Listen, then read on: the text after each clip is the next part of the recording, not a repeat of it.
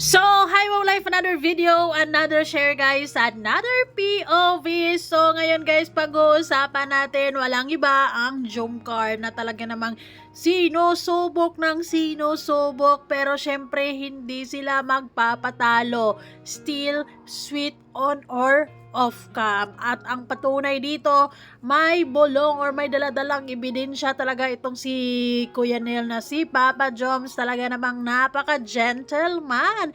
Kumuha or kinuhanan pa niya ng inumin si Carla. Actually, may kwento ko lang.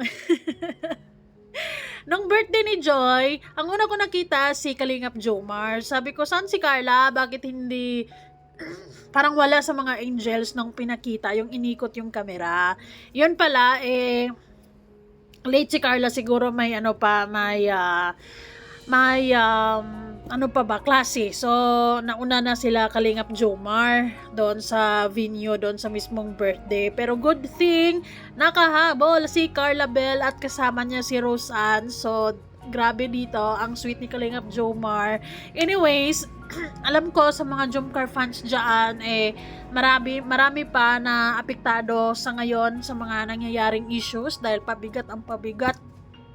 Kumbaga, pabigat ng pabigat ang binabato nilang issues, lalo na kay Carla Bell. Pero syempre, hindi tayo magpapatalo sa issues na yan.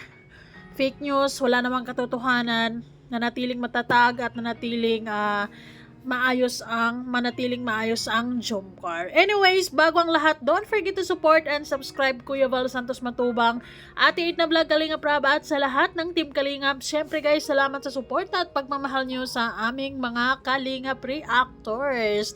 So dito, sa bit-bit na ebidensya ni Kuya Nel, siguro naman sana si anonymous participant ay tumigil na dahil medyo nakakainis na din talaga ang person na yon. Kung sino man yung nasa likod ng account na yon, talagang mapanira siya sa Jomcar. Para bang hate na hate niya talaga si Kalingap Jomar. Ang dami niyang kwento about kay Kalingap Jomar. Why? Pero anyways, gustong-gusto ko yung mga lalaki na merong kusa or merong act of service. I believe na this is act of service yung kinuhanan ni Kalingap Jomar nang inumin si Carla Bell. Ayan. Gentleman po ng ating Papa Joms talaga. Off cam yan Hindi alam yan ni Kalingap Jomar na kinuhanan sila ng video ni Kuya Nel. Or actually, this is Ito just naman only yung a kinunan po niya. picture. Kinunan niya dito ng inumin si Carla. Ayan. Hi, sa kabila ng mga issues, sa kabila ng mga kung anong pagsubok na ibinabato nila dito sa Jomcar, siguro ganito talaga kapag tumatagal. 'Di ba? Mostly kapag habang tumatagal ang love team, humihina. Pero ito kasing Jomcar, habang tumatagal, mas lalong lumalakas. Kaya siguro, porsigido din ang mga bashers na pababain ang Jomcar. Pero hindi mangyayari yan dahil hindi magpapatalo ang dalawang ito. Ipagpatuloy ang kanilang nasimulan. Inunan niya dito ng tubig ng inumin si Carla. Juice yan. Blue, kulay green. Ayan. Ang sweet. Napaka-gentleman po ng ating Papa Joms talaga. Wala.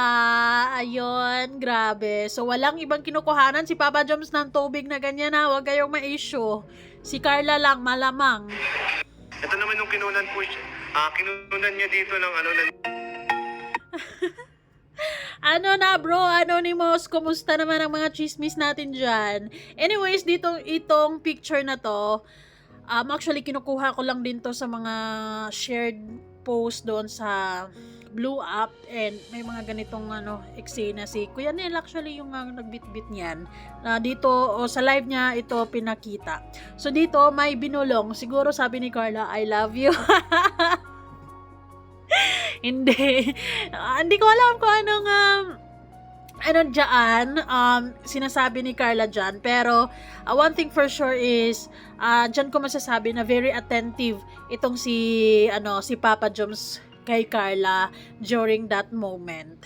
'Di ba? So, ano kayang binubulong ni Carla? May request ba siya dyan? Or kung anong gusto niyang ipapakuha? Or kung anong sinasabi niya dyan? Or, basta. Pero, ang sweet lang dyan, So next guys, syempre ito na. Ang ganda ni Carla. Gustong-gusto ko yung nagpalagay ba siya ng ano guys, eyelash. Gustong-gusto ko yung ano niya. Oh, parang natural like lang kasi yung nilagay. So, oh, 'di ba? Galing yan sa eskwela, pero ang fresh. Sana all naka-uniform pa talaga. Humabol lang tong dalawa na to, and good thing ay talagang naka-attend sila and they're able to celebrate, of course. Syempre, hindi buo ang selebrasyon kung hindi sama-sama ang lahat ng mga kalingap ng team Kalingap, lalo na yung mga sakalam. Ay, ang ganda, ang pugi. Ang ganda ng ang ganda talaga ni Carla. Actually, inabangan ko talaga yung kung anong isusuot ni Carla sa mga bawat celebrations. Suot ni Carla, suot ni Beyonce, suot ni Joy. Syempre, pero ito, maintindihan naman natin na humabol lang talaga siya dahil gahol na siguro sa oras, wala nang pagkakataon na magbihis pa. So, okay lang din, 'di ba? Ang importante andoon, naka-attend. Ang importante is andoon siya nakiselebrate. So, ito naman si mismong gentleman ng proud and loud dyan na humawak. So, dito I think ito na yung ito na ba yung nagsasayawan, and then hinila niya si Carla. O, dito tayo, sasayaw ka naman, wag kang upo lang dito, samahan mo ko. O, may mga ganong moment, kinilig pa, may ebidensya. Anyways, so, parang talaga, gustong-gusto ko yung ni Carla ngayon. Gustong-gusto ko yung naglagay ba siya ng new eyelash, yung parang artificial na, kasi yung kasi yung parang 'di ba? Mas lalong naging attractive yung mata niya, ganun ang atake. Anyways, ito lang yung taong ang daming mga pagsubok, ang daming issues, ang daming mga sinasabi, ang daming mga kung ano-ano mga ibinabato sa kanya, pero nanatiling matatag, nanatili ang loyalty sa Kalingap, nanatiling naniwala at nagtiwala syempre sa sarili niya, no? And buo pa din yung tiwala at pagmamahal nila Kalingap Jomar. So, gustong-gusto ko yung ngayon ni Carla. Parang nagpalagay talaga siya, no? Napansin nyo ba? Rosy cheeks ang person dyan. Ang pretty lang. Next one is ito. Ngayon, bumalik. Ito yung may binulong si Carla kay Kalingap Jomar. Di natin sure kung ano yan. Pwede natin tanungin si Kalingap Jomar kung anong ibinubulong ni Carla dyan. Ay, nako. Anyways, one thing for sure is solid talaga at matatag talaga ang Jomcar. Yung tipong kahit anong ibabato ng mga bashers dito sa dalawa ay walang mangyayaring di maganda, kasi silang dalawa mismo is matatag na. Sila mismo is kilala nila mismo yung mga sarili nila at alam nila kung anong meron sila, pinaninindigan nila, at talagang solid lang talaga sila. So, kung sino man yung nasa likod ng account ni Anonymous Participant, ay nako, bahala ka sa buhay mo.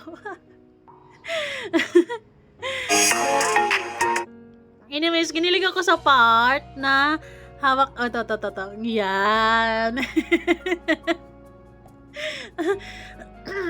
So, yun, sobrang saya ng mag-agom dyan sa party ni Joy. Talagang nag-enjoy si Carla kahit naka-uniform, pero grabe, sumayaw talaga ang person, and lalo na si Kalingap Jomar, sobrang saya lang ang lahat. Ganoon naman talaga dapat, 'di ba? Pumunta ka sa party to have fun, and yes, they have fun.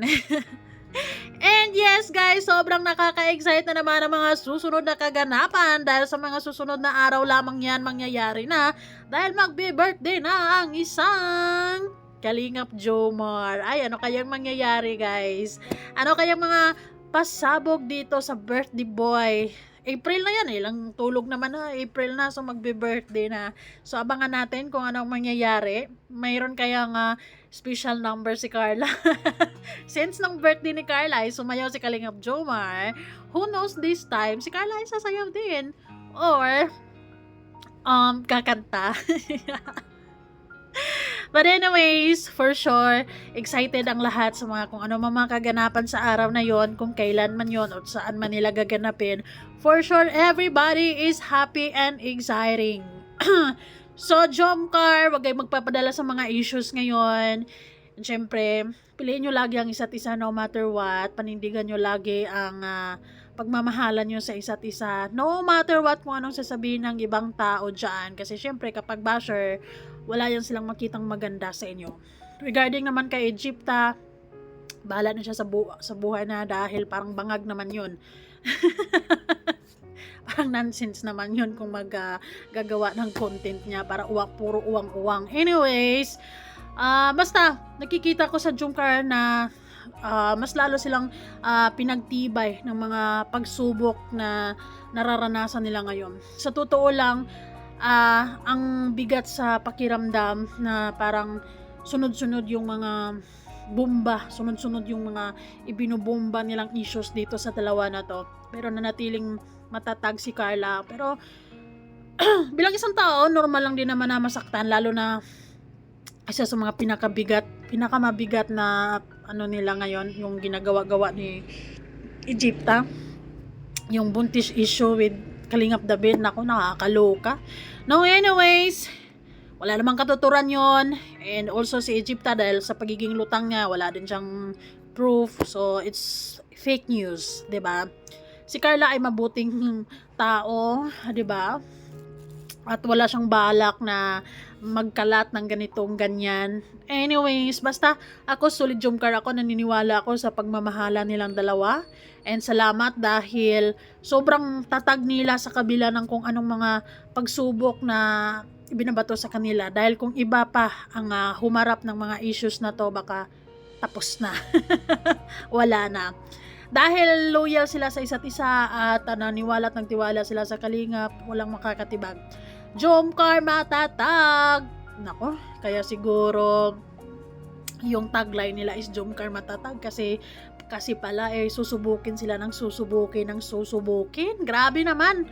After ng birthday ni Carla, sunod-sunod talaga ang mga pasabog, sunod-sunod talaga ang mga ang mga mga problema, pero okay lang, nalagpasan ni Carla. She's able to handle it and she's able to smile after issues. She's okay. Nakapag-aral pa rin siya ng mabuti. Good job, Carla. We love you. Don't forget na mag-pray lang kay Lord. Kayang-kaya mo yan, girl. So, that's it, guys. Maraming salamat. And syempre, maraming salamat sa Jomcar fans na hindi natitibag din. 'Di ba? Tuloy ang pagmamahal at suporta sa Jomcar no matter what. 'Di ba? Huwag basta-basta magtiwala sa mga bashers. Dahil ang bashers, walang ibang sasabihin yan kundi puro negative at walang katuturan. Kaya naman, love dito sa Jomcar. Salamat po. Ayun. Sana hindi ko alam kung anong magiging action ni Carla dito sa pagkakataong ito dahil medyo mabigat to. Akala ko yung human CCTV no yung pinakamabigat na kakaharapin ni Carla, pero this time as a girl na gagawan-gawan ka ng issues na ganito, sobrang sobra. But anyways, kaya mo yan, Carla. Wag kang magpapadala sa mga issue maker. Stand firmly, you know yourself better, and ayun lang.